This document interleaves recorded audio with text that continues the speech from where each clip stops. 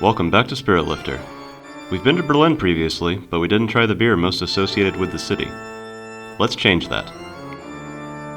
The most recognized macro brand available throughout Germany's capital is undeniably Berliner Kindl.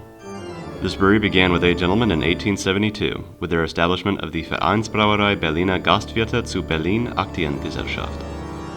Being in operation for 150 years means they have carved out a name for themselves, with their lineup of Berliner Weisse brews being their most notable offerings.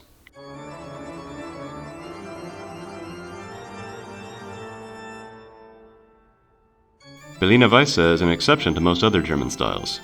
First, this sour brew tends to be lower in alcohol content, with the ones from Berliner Kindl coming in at a gentle 3% by volume. Similarly, hopping is restrained, registering in at just 4 IBU.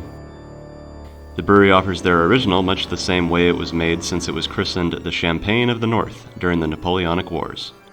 Additionally, Kindl also sells varieties flavored with raspberry, cherry, and for our enjoyment today, Woodruff. The green flavoring Woodruff, or Waldmeister in German, may be something of an acquired taste, but it is nothing if not unique. And to address the question I expect you have, yes, this Berliner Weisse with Waldmeister is also green. No need to adjust your display. This top fermented brew gives off sweet, sour, and herbal aromas all at once.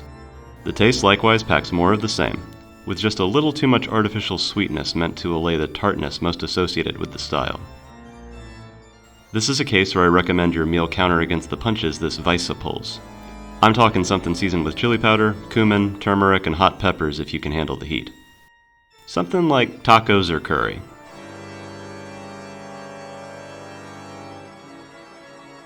Thank you kindly for watching.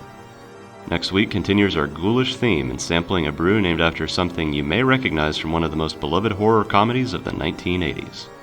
See you next week for another drink. Until then, noch eine wilde Weisse.